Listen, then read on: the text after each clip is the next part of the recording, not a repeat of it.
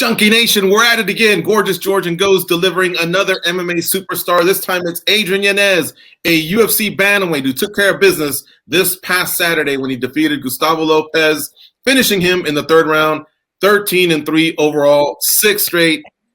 AY, don't get any better than that. Oh man,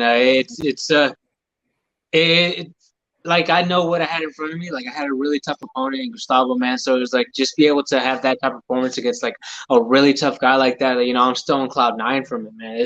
It's still kind of hard for me to kind of wrap my head around it because I'm like, dude, like no, there's nobody really that had beat that guy like I did. So I'm like still on cloud 9 from it. Yeah, and to clarify, because there's going to be a lot of people that listen and say, look at this fool in the green shirt saying it don't get any better than that.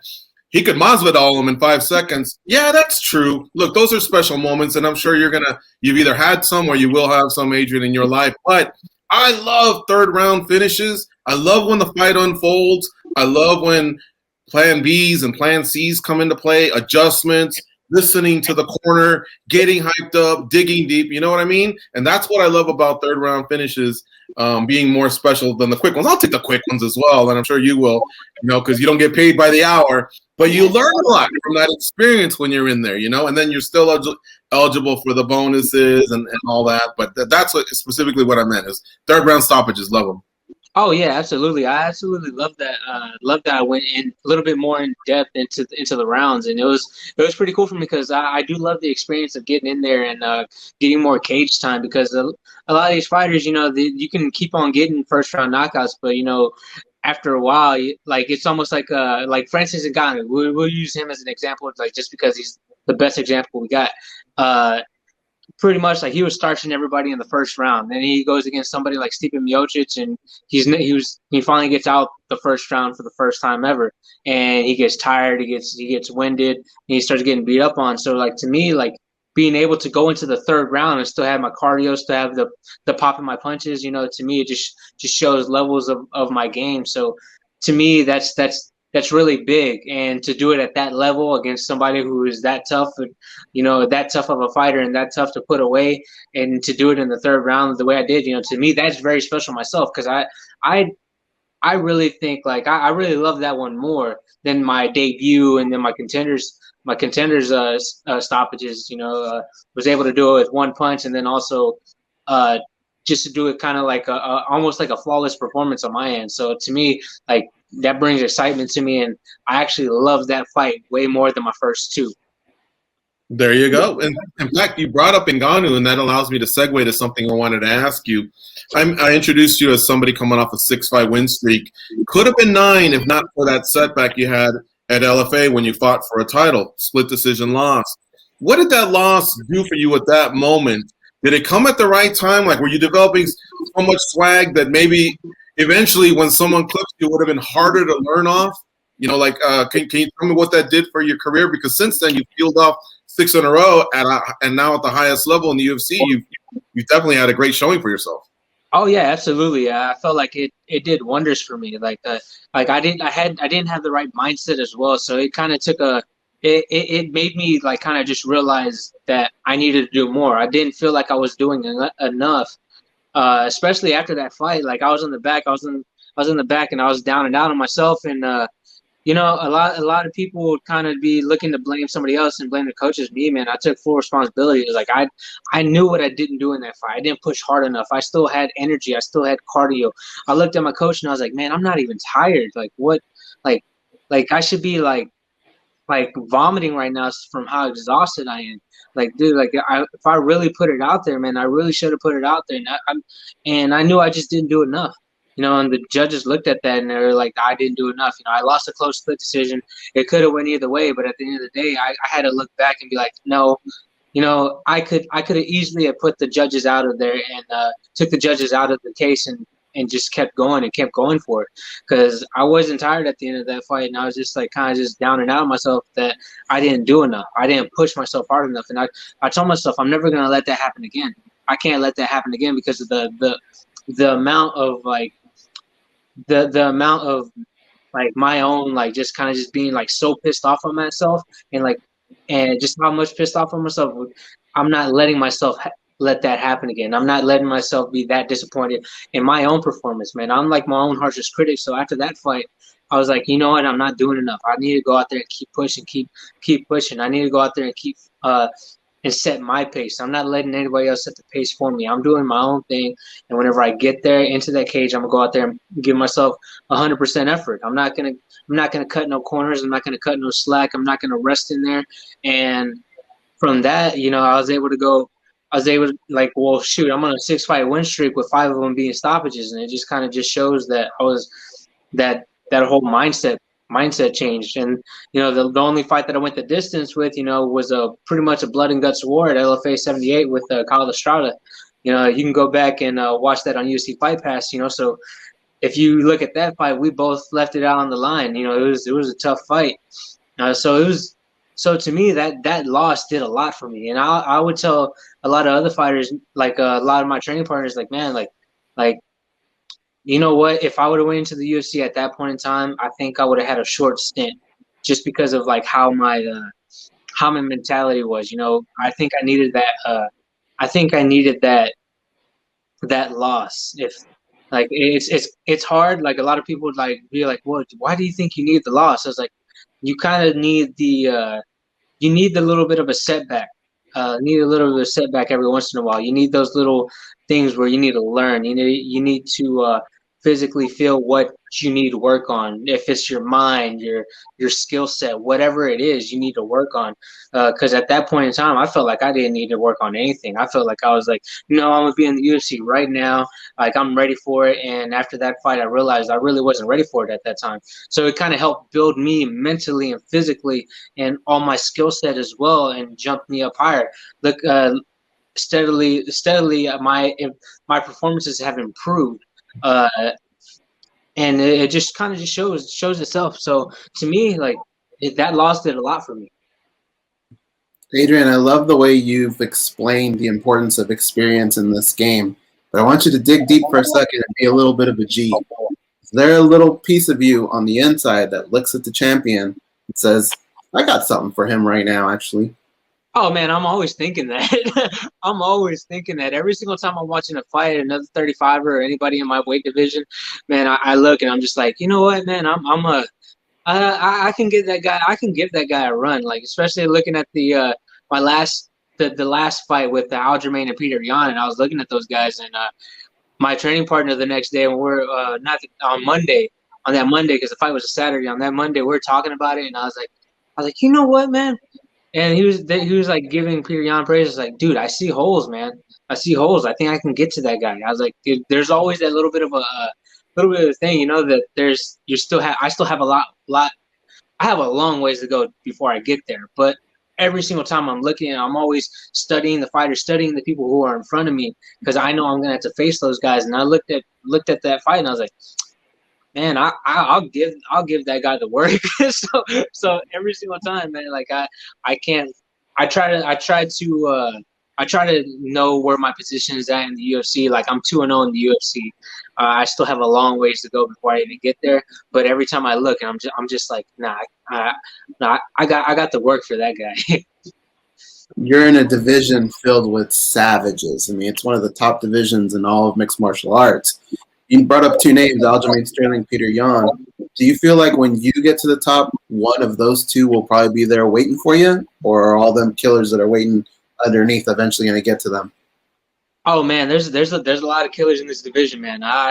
It's fucking stacked. I'm sorry for cussing, but it's a stacked division.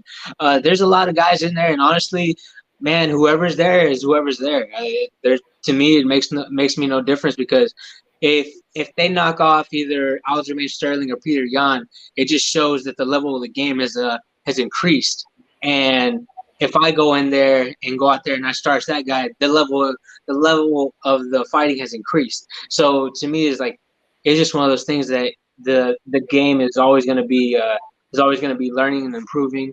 And like if you just get somebody to reign for the whole for such a long time, of course you'd want to knock that guy off too. But at the same time, whenever you fight that guy, fight the guy who's like the belt has turned over like 3 times, you just know it's a really strong division. It's a really, really strong division. And if I get to that spot within my next like 4 or 5 fights, and I go up there and I take the belt, that just shows what type of a level I'm on. And also at the same time, if the belt changes so many times, it just shows you how strong this division is. You know, it's a bunch of killers, and you know, I want to be the killer of killers, and that's my thing. I want to kill all these killers. So to me, it doesn't matter who has it. Whenever I get there, I don't care who has it. I'm just gonna go in there and fight whoever's in front of me. Adrian, whenever we hear of a fighter getting a bonus, the first thing that pops in our mind is what kind of 4K TV or Xbox or car are they going to get? But that's not always the case. How much of those type of bonuses gets reinvested in yourself, in training and going to different places, or even getting equipment that you need? Oh man, it does a lot. It does a lot for me. Like this last time around, I had quit my job a week before the fight, and you know, it helped me out a lot. Like it supplemented my income for everything that I needed, and over, you know, because what I was supplementing I wasn't even making the amount that, like in my day job, I wasn't even making the amount of the bonus that I had. So the bonus that I had gotten, I wasn't even making that much. So like for me, it helped supplement my income, and then also kind of helped me push me to do this full time and be able to like do everything I needed, like get the right amount of rest, get the right amount of recovery, get the right equipment, so I'm not walking around with Jinky boxing gloves and breaking my hand, or getting the cheapest of the cheap shin guards and pulling up the sock shin guards, and you know, messing up your own shins, and like kind of just being, you know, with the crappiest junk, you know, gear. So it's helped me get better quality gear, so I can make sure that my hands are safe, my shins are safe, you know, my head is safe, and everything. So to me, it's done a lot. It's been really, really positive on my end, you know, at the same time, I'm not being stupid with it. I'm not going out there trying to buy these cars, trying to buy the new Xbox and PlayStations, even though I do want them. But you know, I'm just being smart about it, because I know in due time I'll be able to do it with no problem. Like I won't have to worry about any money or anything like that, because I'm gonna be reinvesting it, and then I won't really even need. I want to reinvest into the point where I don't need the money from fighting. I can just fight for the love of it and fight for the fun of it. I can't wait to use that word, Jinky. I loved it when you just used it. Sounds like something I would have said a long time, like something, you know, like scrub or something like that. But I love that word, Jinky. And then another thing, the hat. I love it, man. Is that your design, or did someone make that for you? Yeah, man, we got it. I had a logo made. Like actually, I have my own website. You know, I'm trying to reinvest and like trying to do all these things and trying to get like my name brand out there a little bit more. You know, so it's Yanez. This is my Yanez trucker cap. I have 3 colors. I have red, black, and then black and white, the one that I'm wearing now. So got them on the website. People hit them up, order them, man. Help a fighter out. Cool. It's cool. There's so many new designs that come out nowadays that right away you just develop an eye for, like, I like it or I don't, right? And I was trying to stare at it for a second, and I don't have my glasses on, but then when I caught it, I was like, oh, that's what it says. I go, that looks cool. Like, that was done nice without being too overbearing, or, you know, or whatever. Yeah, so I didn't know if, like, you had the artistic skills, or if you have a homie that does that for you or what, but it's really. I know a lot of good people that go out there and help me with designs and everything. What I tend to do is, like, I tend to like get creative and start thinking about what I want, and I tell them what I want, and then they just do it for me. So they like I'm happy. I've been blessed to like kind of like be able to tell people what I want, and then they take it and they run with it and they make it so much better. Like this, man, this design, like this hat design right here, man, it's like I love it. Like I told somebody what I wanted, and they just like made it come out. So I love it, man. This might have been my favorite hat. Yeah, no, we've covered thousands of fighters over the years, and a lot of them, have stuff, and some stuff works, some don't. The other day we were talking to Cub Swanson, and I've always loved this Killer Cub series that he has. Some are just on point. You know what I mean? I think you're off to a good start there with that trucker hat. Oh yeah, man. I'm a very plain and simple type of guy. And these are like black shirts and white shoes, or black shoes and a white shirt type of deal. Like I don't really go out and do this big exorbitant thing. So plain is basic to me. And then also, man, I'm trying to get myself one of those Killer Cub shirts, man. I was trying to look on Virus and get myself one. So man, hopefully they re-up or something. I'm trying. Or if he has a website, I'll go hit that website up, because I do love, like, that was a really good one to bring up because you just reminded me about it. And I really do love that Killer Cub series. Yeah, me too. I do want to say I saw some other media that you did, and you're not in any. Even though Goes asked you, do you picture if you got something for the champ, the top guys? And I love that you have that kind of swag where you're saying, yup. But you also kept it real. You stayed humble and said there's some work to be done. You're not in any hurry to just get there either. Why is that? Is it because you've studied other fighters and seen that maybe the longer road has its benefits, or do you have a reason for that? Or are you kind of like subliminally just telling us, hey, man, I still got to shore up some holes? No, it's more along the lines that, look, I've been doing MMA as a part-time for a great amount of part of my career. I've been doing MMA part-time for a very long time. And this is the first time that, like, this is my first training camp of me actually doing MMA full-time. So I know I still have a lot to learn. This is not even me at my full peak yet. I don't feel like I'm anywhere near close to peaking. So for myself, I want to give myself the time and the room to improve. And just with the amount of improvement that I had in this last fight, compared to the fights before, I can see the levels I've gotten better. So for myself, I would like to give myself a little bit of time to get the hang of things, but also at the same time, look, if they want to shoot me up there, I for a fact would love to do that. But if I'm being a little bit smarter, I want to be able to cover up some things here and there, and like kind of fight my way, get myself a little bit more experience in the UFC. Just like a lot of these guys, like Max Holloway, he's a good example. Dustin Poirier is a really great example. Look how long it took for them to even get close to a title shot. It took them a long time, and I don't mind taking that high road. I don't mind working my ass off and trying to get to that point. But also I don't mind like getting a shortcut either. But every single time I've taken a shortcut in life, it's always made me have 2 more corners that I needed to cut. So, and to me, like, I'm not taking no shortcuts, man. If I got to work my ass off to get there, I'm going to work my ass off. So that's my biggest thing, man. I'm not afraid of hard work, man, because I was working a day job and then also doing MMA part-time. But now I get to do this full-time, and I really want to make sure that I really like get the full benefits of like being able to train full-time and being able to, be able to perform at 100%. Because a lot of times I wasn't really performing at 100%. This past fight, I was able to perform a lot better. I don't feel like I was at 100%. I feel like there's a lot more room for me to grow. And I'm just ready. Like, I'm just ready to get fighting. I want to fight a little bit more consistently, because in the past, I've only fought like maybe twice in 1 year, depending on some notes. And like last year, I only fought twice. So in reality, I want to be fighting 4, maybe 5 times a year. So I don't mind working. I don't mind working my way up to the top. I certainly hope that happens. The UFC's got a sniper on their hands with Adrian Yanez, man. You're out there doing work. And like you said, that 6-5 win streak is impressive because of those finishes. All right, I want to ask you some other questions here. Dr. Pepper, give us an update. We're big Dr. Pepper fans as well, so we're cheering for you. Has there been any comunicado at all yet, or anything come back from them? No, man, I haven't heard anything. Haven't heard anything too much yet. I know Twitter went nuts with it, and then after that, like, I was like, man, this is actually going pretty big. I want to see what's going on.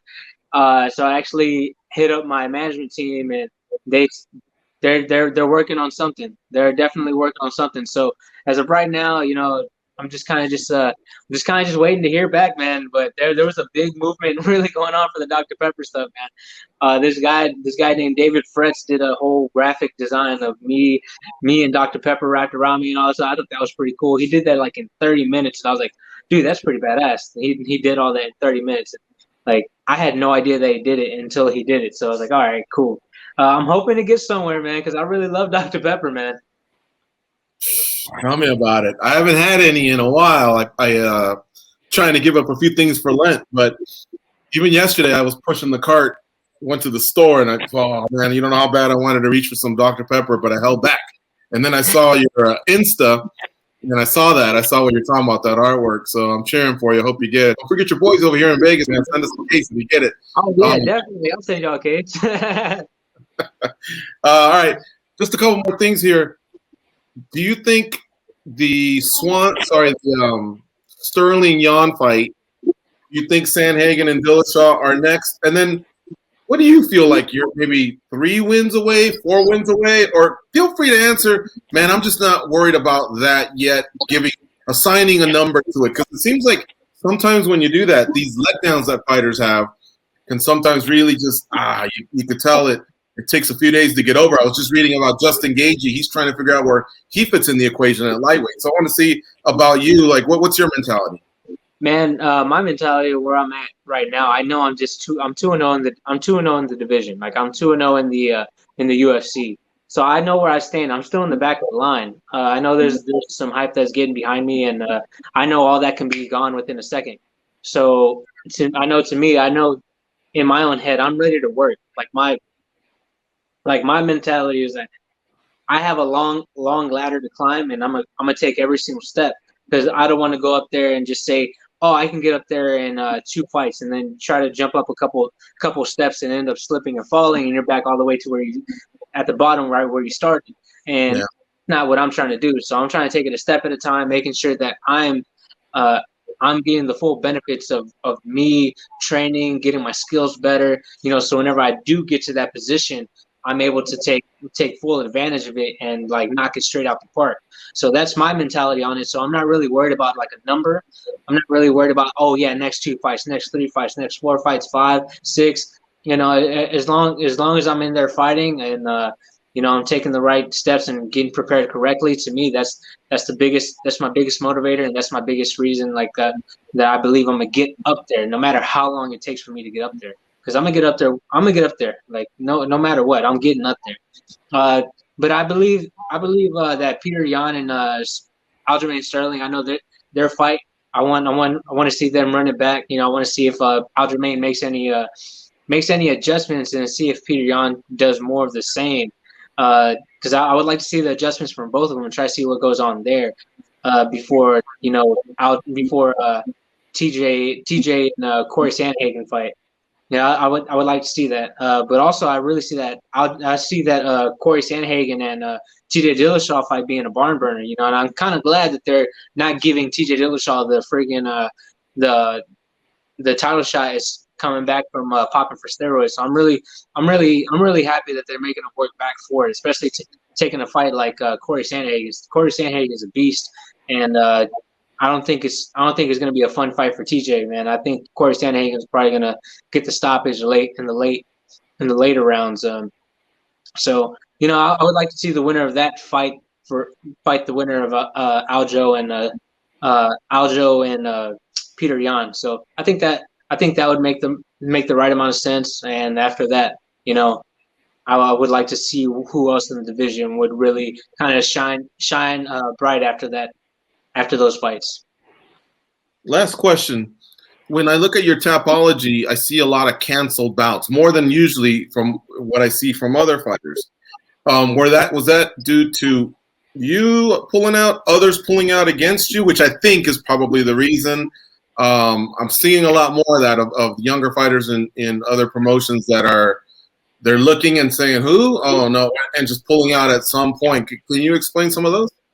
Yeah, most of those are all of them pulling out. I pulled out only like a couple times. Like I think there was one fight that they had that they put me up there for like Miles Johns, like a Miles Johns back in like an August fight, but I never signed on. I never signed sign any papers for that fight.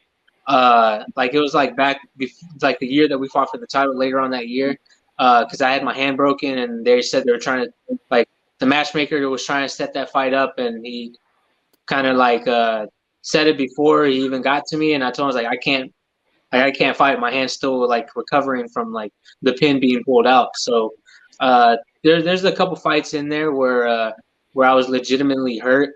Like early in my career, I think I had to pull out like legitimately probably only like three fights. One was a broken jaw. The next one was a broken nose, and the other one was a fractured rib. And that was. Yeah, so it was like there were legitimate reasons, but if you look at the dates, and see when they pulled out and when I fought, it's like the same date, or either that or it's a couple weeks back because they couldn't find me an opponent, so I fought a couple weeks later. So like it's mostly all them pulling out. It's not me. Does Adrian Yanez have a nickname, by the way? No, man, I have a couple people trying to give me some nicknames. I had a guy giving me a sniper, man. You a sniper. The sniper, the Mayan. There's another one that they've been using. I saw.